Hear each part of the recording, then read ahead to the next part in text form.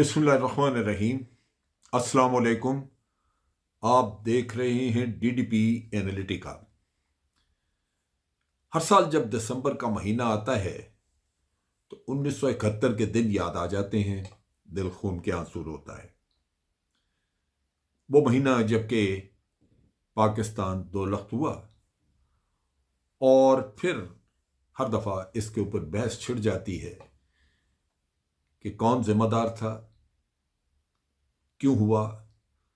बेशुमार प्रोपेगेंडा इसके ऊपर भारत की तरफ से, और उसमें बहुत सारी ऐसी बातें जिनका कोई हकीकत से कोई वास्ता नहीं, वो शुरू हो जाती हैं। और जब प्रोपेगेंडा बेतहाशा हो और आज के मीडिया में वो चीज़ें देखने को पढ़ने को मिलें तो फिर आपके अपने लोग भी उस प्रोपेगेंडा का शिकार हो जाते हैं। बहुत सारे लोग रेफर करते हैं हमीद रहमान कमीशन रिपोर्ट को, लेकिन हमीद रहमान कमीशन रिपोर्ट मैंने देखी है, मेरे पास रही जब मैं जीएचक्यू में था।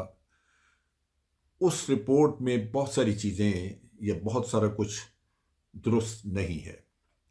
वजह यह है कि जब जुल्फ़िकार अली भुट्टो ने टेक ओवर किया तो उन्होंने फ़ौरन ही हुकूमत हासिल करने के फ़ौरन बाद उन्होंने हमीद रहमान कमीशन बना दिया, बातचीत शुरू हो गई। लेकिन वो लोग जो इफ़ेक्टेड थे, जिन्होंने खुद सारा कुछ अपनी आंखों से देखा या उसमें से गुजरे, वो तो भारत में कैद हो चुके थे। जब तक वो लोग वापस नहीं आए और फिर कोई बातचीत होती तो उस वक्त तक बहुत सारा वक्त गुजर चुका था, फिर वो बातें ना हो सकीं। और भारत में फौरी तौर पे किताबें लिखी जा चुकी थी इस पे। जैसे ही ये 1971 की जंग ख़त्म हुई उसके महीने डेढ़ महीने के अंदर अंदर किताब लिखी गई, पाकिस्तान कट टू साइज। ये काम पाकिस्तान में ना हुआ क्योंकि लोग तो वहीं थे बाहर, लिहाजा सब झूठ और प्रोपेगेंडा फैलाया जाता रहा।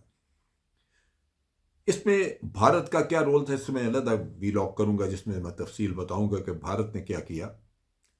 लेकिन यहां मैं अपने 3 किरदारों की बात करना चाहता हूं। उसमें जनरल याह्या खान हैं, जुल्फ़िकार अली भुट्टो हैं और मुजीबुर रहमान, शेख मुजीबुर रहमान। शेख मुजीब की जो तारीख अगर हम पढ़ें तो वो बहुत अरसे से वो पाकिस्तान से अलहदगी या अलहदगी नहीं तो बड़े लूज किस्म का ताल्लुक़ रखने के लिए वो कोशां थे, क्योंकि शेख मुजीब उसकी रसाई थी भारत की इंटेलिजेंस तक और इंटेलिजेंस की रसाई थी शेख मुजीब तक। और भारत लाजमन वहाँ पे लोगों को उनकी अपनी महरूमियों वगैरह का चर्चा करता था, जिस पे शेख मुजीब भी कैपिटलाइज करता था।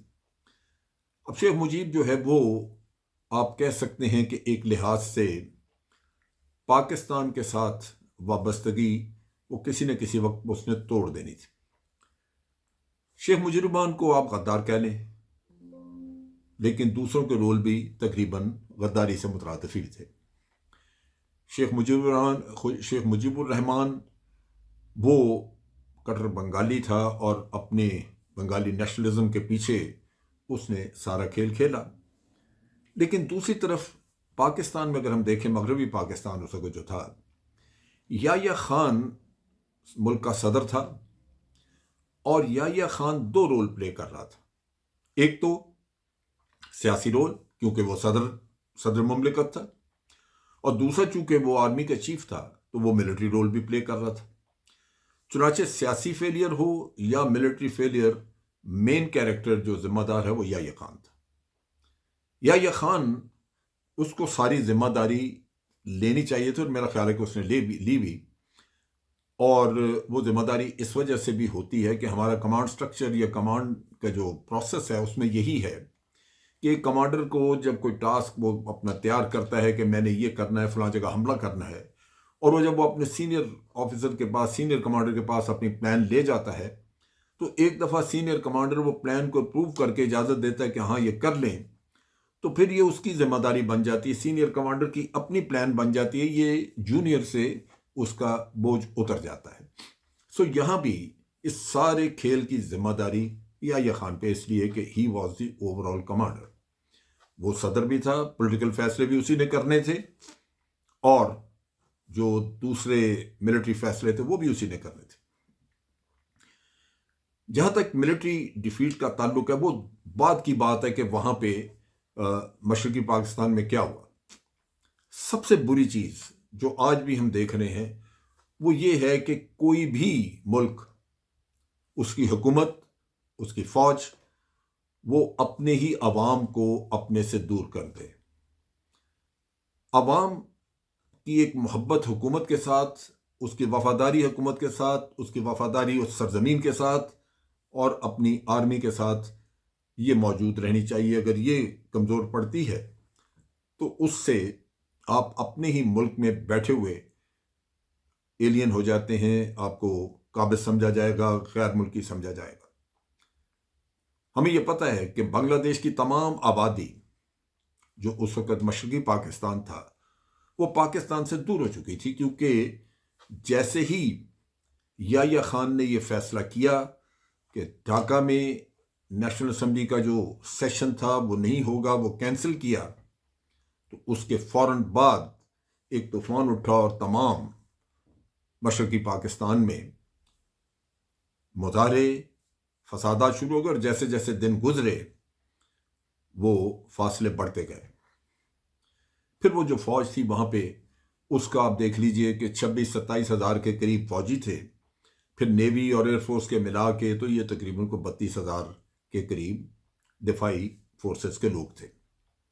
इन 32-33 हज़ार से आप तवक्को करें कि वो 2 लाख मुक्तिबानी और 2.5 से 3 लाख भारतीय फौज, यानी दूसरे लफ्जों में 4.5-5 लाख की फौज का मुकाबला करते। वो उन्होंने जो कुछ भी किया, मैं समझता हूं वो भी बहुत ही काबिल तारीफ है, क्योंकि इतना बड़ा जो खला हो या फौज की इतनी बड़ी जो फ़र्क वो दोनों साइड्स का, वो बिलअमूम बड़ा मुश्किल होता है, वो उस पर कोई भी काम नहीं कर सकता। मैंने खुद वो इंटरव्यू सुना है जो फील्ड मार्शल मानिक शाह ने दिया था करन थापर को। उसमें वो कहते हैं कि पाकिस्तान आर्मी बहुत बेजिगरी से लड़ी, लेकिन उनकी जीत की कोई सूरत नहीं थी। उसकी वजह यह है कि 1 और 15 का तनासब था। भारतीय फौज 15 और पाकिस्तानी फौज 1। सो जब इतना बड़ा फर्क हो तो वो, और फिर उससे बढ़ के जो मसला था वो ये था कि अगर आप उनको कोई रीइंफोर्स करना चाहते हैं तो वो कर नहीं सकते। भारत ने अपनी फ्लाइट्स बंद कर दी हुई थी, ऊपर से उनकी टेरिटरी से फ्लाइट नहीं जा सकती थी। और 1200 किलोमीटर, 1200 मील दूर बैठे हुए वो मशरकी पाकिस्तान में फौजी वो दिफा कर रहे हैं, मशरकी पाकिस्तान का उधर लड़ रहे हैं, और मगरबी पाकिस्तान जो है वो 1200 मील दूर, उनकी कोई मदद नहीं कर सक रहा। सो ये तो मिलिट्री साइड थी वहां पे। लेकिन यहां पे जुल्फकार अली भुट्टो ने बड़ा गलत रोल प्ले किया। यूनाइटेड नेशन में जाके वहां पे सीज फायर लेने के लिए गए, लेकिन सीज फायर की नीयत नहीं थी। पोलैंड की जो करारदाद थी वो फाड़ वाड़ के वापस आ गए, और फिर 3-4 दिन कहीं गायब रहे यूरोप में, गालिबन इंतजार करते रहे कि सरेंडर हो जाए तो फिर वो पाकिस्तान वापस आए। उससे पहले जब याह्या खान ने यह फैसला किया कि वहां पे असेंबली का सेशन कैंसिल कर दिया जाए, जो बुनियाद बनी और जिसके बाद तूफान मचा, उसका भी जिम्मेदार जुल्फकार अली भुट्टो थे, क्योंकि उन्होंने मगरबी पाकिस्तान से जाने से इनकार कर दिया। उसने एक ही मुतालबा किया कि मेरी पार्टी नहीं जाएगी, क्योंकि यहां पे वो मेजॉरिटी पार्टी थी, और कह दिया कि जनाब मेरी पार्टी और मगरबी पाकिस्तान से कोई भी नहीं जाएगा, अगर कोई जाएगा टांगे तोड़ देंगे, उधर तुम उधर हम। और ये कह के तो उन्होंने असेंबली का सेशन जो है वो ख़त्म करवाया, उसको पोस्टपोन करवाया, जो बंगालियों को या शेख मुजीब को कतन मंजूर नहीं था। फिर बेसिक प्रिंसिपल है जो कि जुल्फकार अली भुट्टो ने तोड़ा। अच्छा हुआ या बुरा हुआ, लेकिन एक चीज़ वाज़ेह है कि जब आपने इलेक्शन कराया तो मेजॉरिटी शेख मुजीब को मिल चुकी थी। बुरा यह हुआ कि उसको मेजॉरिटी सिर्फ मशरकी पाकिस्तान में थी, उसकी सीटें वहीं थीं, जुल्फकार अली भुट्टो की मगरबी पाकिस्तान में थी। लेकिन प्रिंसिपली हमें अगर ये एक पाकिस्तान समझा जाता है, यह समझा जाता था उस वक़्त, तो फौरी तौर पे यह तस्लीम करना ज़रूरी था कि शेख मुजीब का राइट है कि वो हुकूमत बनाए। उसमें फिर हुकूमत बना लेने के बाद अगर जुल्फ़िकार अली भुट्टो उसमें कुछ शेयर लेना चाहते या कुछ, तो वो बातचीत चलती। लेकिन राइट इन द बिगनिंग उसको रोकना कि तुम हुकूमत नहीं बना सकते जब तक कि हम नहीं तुम्हें इजाज़त देंगे, वो बुनियादी असूल के ही खिलाफ था। और उसके साथ साथ ये भी इशू था कि जो पहले ही बंगाली समझते थे कि वो महकूम हैं, उनको बड़ा भारतीय प्रोपेगेंडे की वजह से ये चीज़ बावर कराई जाती थी कि आप महकूम हैं, या उनको ये कहा जाता था कि आपके हकूक जो हैं वो मगरबी पाकिस्तान ने सल्ब किए हुए हैं। तो ये इस तरह का रवैया मगरबी पाकिस्तान का, वो लाजमन उनके लिए बहुत बड़ा धचका था और लगता था कि वो कभी भी इसको कबूल नहीं करेंगे। यही चीज़ें हुई। सो इसमें आप देख लीजिए कि ये जो वाक़या हुआ ये सिर्फ मिलिट्री डिफीट का किस्सा नहीं है। बुनियादी तौर पे सियासी फैसले जो किए गए वो गलत किए गए, और फिर उसकी जिम्मेदारी याह्या खान पे मैं इसलिए कहता हूं कि मिलिट्री साइड हो या पॉलिटिकल साइड हो, दोनों का जिम्मेदार वो था। दूसरे दो कैरेक्टर जो हैं भुट्टो और शेख मुजीब, ये बराबर के जिम्मेदार हैं, इनकी जिम्मेदारी कतन कम नहीं, लेकिन ओवरऑल जिम्मेदारी फिर भी हम यही कहेंगे कि याह्या खान की थी। अब तक के लिए इतनी। फौज पाकिस्तान जिंदाबाद, पाकिस्तान पाइंदाबाद।